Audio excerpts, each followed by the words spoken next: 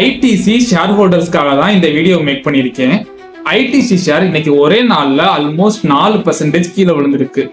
நேத்து 433 ரூபா நடந்துட்டு இருந்த ஐடிசி ஷேர் இன்னைக்கு 413 ரூபால தான் ஓபன் ஆச்சு. ஏன் இப்படி ஆச்சு, என்னன்னு கன்ஃபியூஸா இருக்கிற ஐடிசி ஷேர் ஹோல்டர்ஸ் எல்லாத்துக்கும் ஒரு கிளாரிட்டி கொடுக்குறேன். இந்த மாதிரி பினான்சியல் ரிலேட்டடான கண்டென்ட்ஸ் டெய்லி பாக்குறதுக்கு பேஜை மறக்காம ஃபாலோ பண்ணிக்கோங்க. உங்க ஃப்ரெண்ட்ஸ் யாராச்சும் ஐடிசி ஷேர் வச்சிருந்தாங்கன்னா அவங்களுக்கு இந்த வீடியோவை ஷேர் பண்ணிருங்க. ஐடிசி லிமிடெடோட லார்ஜஸ்ட் ஸ்டேக் ஹோல்டர் யாருன்னு பார்த்தோம்னா BAT, British American tobacco company தான். இவங்ககிட்ட தான் ஐடிசியோட ஷேர்ஸ் ஆல்மோஸ்ட் 25% இருக்கு.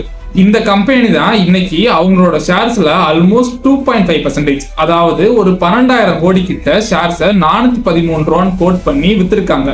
அதனாலதான் இன்னைக்கு சடனா இவ்வளவு பிரைஸ் டிராப் ஆயிருக்கு.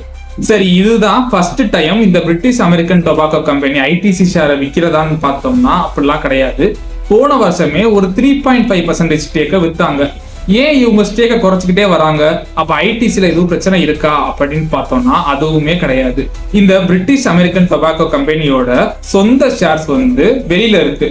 அதை அவங்க பைபேக் பண்றதுக்கு அவங்களுக்கு ஃபண்ட்ஸ் வேணும். ஃபண்ட்ஸை வெளியில கலெக்ட் பண்றதுக்கு பதிலா அவங்களோட ஹோல்டிங்ஸை குறைச்சிட்டு அந்த கம்பெனியோட ஓன் ஷேர்ஸை பைபேக் பண்ணிக்கிட்டு இருக்காங்க. இதனால ஐடிசி கம்பெனிக்கு எந்த ஒரு பெரிய பாதிப்பும் வராது. ஷேர் ஹோல்டர்ஸ் நமக்கு இது ஒரு பெனிஃபிட் தான். ஏன்னா இந்த பிரைஸ்ல நம்ம நிறைய ஷேர்ஸை அக்குமுலேட் பண்ணிக்கிட்டே இருக்கலாம். நீங்க ஒருவேளை ஐடிசி ஷேர் வச்சிருந்தீங்கன்னா அதை விற்கிறத பத்திலாம் இப்ப யோசிக்க வேணாம். கண்டிப்பா அது மேல ஏறிடும். கொஞ்ச நாளைக்கு ஹோல்ட் பண்ணுங்க. அதிகமான குவான்டிட்டியை இந்த பிரைஸ்ல வாங்கிக்கோங்க.